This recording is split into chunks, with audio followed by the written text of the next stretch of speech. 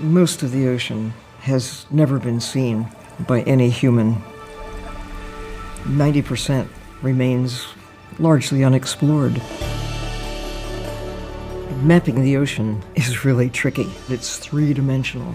It is the top and it is the bottom, but most of the ocean is that liquid part in between. And it's filled with life. And it's layered, and those layers keep moving around.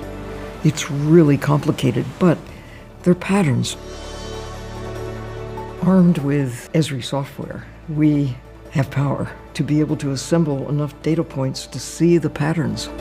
I think we will have significantly greater respect for life in the ocean, what we're doing to it, why it matters, as these patterns become increasingly clear. GIS enables you to see through the Earth, through the ocean, to understand what no one could see or understand before.